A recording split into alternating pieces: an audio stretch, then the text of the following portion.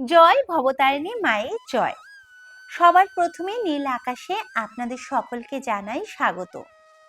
আবারও সদ্য উদ্বোধন হওয়ার নতুন একটি মন্দিরে ভিডিও নিয়ে চলে আসলাম। কলকাতার পাশে গড়ে উঠল নতুন দক্ষিণেশ্বর মন্দির। এই দক্ষিণেশ্বর মন্দিরটি একেবারে দক্ষিণেশ্বরের আদলে তৈরি। দক্ষিণেশ্বরের মন্দিরে রয়েছে মা ভবতারিণী, তাকে তো দর্শন করবেনই, তার সাথে কিন্তু আরো ঠাকুরকে আপনারা দর্শন করতে পারবেন। কি কি ঠাকুর সেটা আপনাকে ভিডিওর মাধ্যমেই বলে দেব।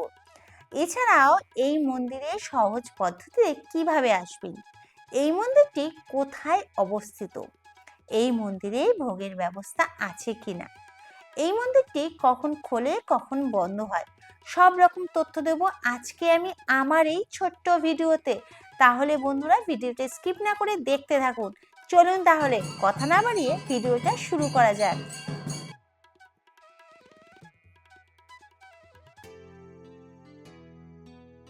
সবার প্রথমে আপনাদের বলে দিই আপনারা এই নতুন দক্ষিণেশ্বর মন্দিরে কিভাবে আসবেন। হাওড়া স্টেশন থেকে খড়গপুর লোকাল, মেচেদা লোকাল, এছাড়াও আরও অনেক ট্রেন আছে। যে কোনো একটি ট্রেন ধরে চলে আসুন সবার প্রথমে আন্দুল স্টেশনে, তাও আবার 5 টাকার টিকিটের বিনিময়ে। এরপর আন্দুল স্টেশনের 1 নম্বর প্ল্যাটফর্ম থেকে বাইরে সোজা বেরিয়ে যান।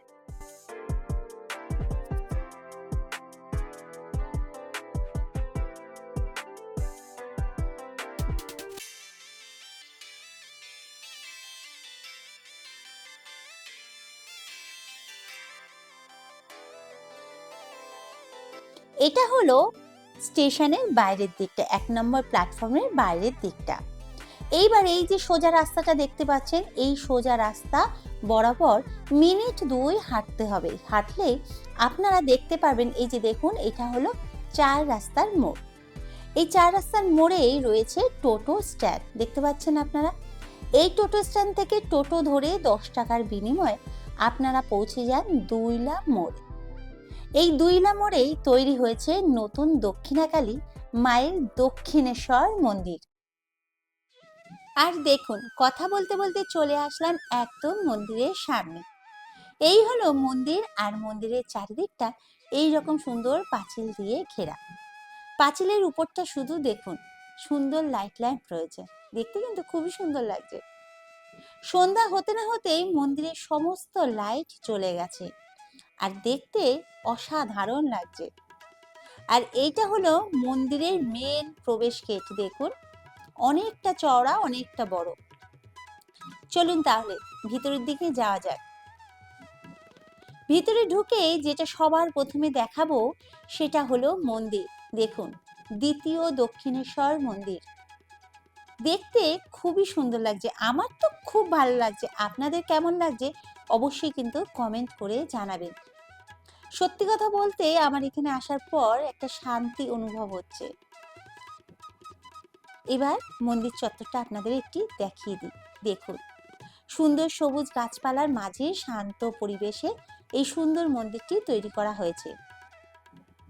এবার আপনাদের দেখাবো, দেখুন মন্দিরের সাইডে এক পাশে দেওয়ালে রয়েছে বিশাল বড় একটি দেবাদিদেব মহাদেবের মূর্তি, এবং তার সাথে রয়েছে দেবতাগণ, এছাড়াও রয়েছে অসুরগণ, সঙ্গে রয়েছে পঞ্চনাগ।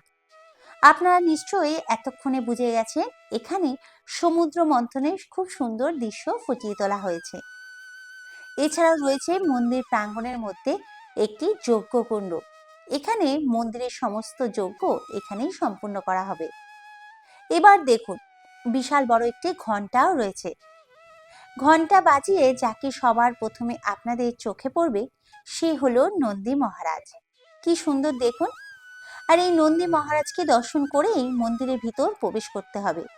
তার আগে মন্দিরের গেটের ঠিক উপরের দিকটা দেখুন, আপনারা যদি ঠিক মতো লক্ষ্য করেন তাহলে দেখতে পাবেন বিশাল বড় একটি গণেশ ঠাকুর বিরাজমান এখানে।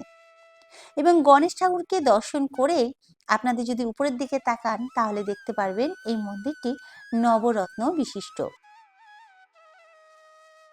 এবার আপনাদের বলে দিই এই মন্দিরটা কখন খোলে কখন বন্ধ হয়। এই মন্দিরটি খোলে সকাল 7টায়, আবারও বেলা 1টার সময় বন্ধ হয়ে যায় এবং বিকেল 4টের সময় আবার খোলে এবং বন্ধ হয় রাত্রি 9টার সময়। আর দেখুন, মন্দিরের বাইরে কিন্তু ধূপ ও মোমবাতি জ্বালানোর খুব সুন্দর জায়গা রয়েছে। এবার কয়েক ধাপ সিঁড়ি পেরিয়ে আপনারা দেখতে পাবেন বিশাল বড় নাট মন্দির। নাট মন্দিরটা খুব সুন্দর মার্বেল করা দেখুন এবং পরিষ্কার পরিচ্ছন্ন। এটাই হলো নাট মন্দির। নাট মন্দিরের উপরের দিকে যদি আপনারা তাকান তাহলে দেখতে পাবেন দুটো বড় বড় ঝাড়বাতি রয়েছে এবং ঝাড়বাতিগুলোও খুব সুন্দর। আর মাঝখানে রয়েছে খুব সুন্দর ডিজাইন করা।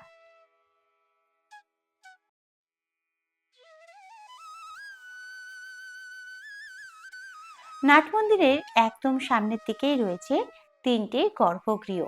চলুন, দক্ষিণাকালী মাকে তো দর্শন করবই, তার সাথে আরো কি কি ঠাকুর রয়েছে সেগুলোও দর্শন করে নিই। প্রথমে দর্শন করে নিন রাধা গোবিন্দকে। দেখুন, এটাই হলো রাধা গোবিন্দ গর্ভগৃহ। খুব সুন্দর যুগলবন্দিতে দুজনে বিরাজ করছেন। খুব সুন্দর লাগছে দেখতে, মন একেবারে শান্তিতে ভরে গেল। এরপরে মন শান্তি করে দেখে নিন দেবাদিদেব মহাদেবের বিশাল বড় মূর্তিকে। দেখতে খুবই সুন্দর, একে আবার বলা হয় বুড়ো শিব। এই শিব ঠাকুরের সামনে রয়েছে দেখুন ছোট্ট একটি শিবলিঙ্গ। শিব ঠাকুরকে দর্শন করে এবার দেখে নিন মা ভবতারিণীকে। দেখুন কি সুন্দর, শান্ত স্নিগ্ধ করুণাময়ী মা। সন্ধ্যা আরতি শুরু হয়ে গেছে, সন্ধ্যা 7টা বাজে। আর এই মন্দিরে সন্ধ্যা আরতি শুরু হয় সন্ধ্যা 7টার সময়। দেখুন,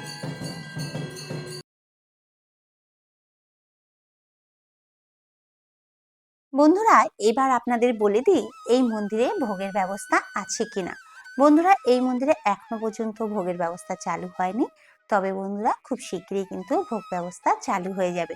আর হ্যাঁ, আপনাদের কেমন লাগলো ভিডিওটা অবশ্যই কিন্তু কমেন্ট করে জানাবেন। আমি তো চেষ্টা করলাম পুরো মন্দির চত্বরটা আপনাদেরকে ঘুরে দেখানো। যদি ভালো লাগে এই মন্দিরটা তাহলে প্লিজ একটা লাইক করবেন এবং আমার চ্যানেলের নতুন বন্ধু হলে অবশ্যই একটা সাবস্ক্রাইব করে পাশে থাকবেন। আজকের মতো ভিডিওটা এখানেই শেষ করব। আপনারা সকলে সুস্থ থাকবেন, ভালো থাকবেন। দেখা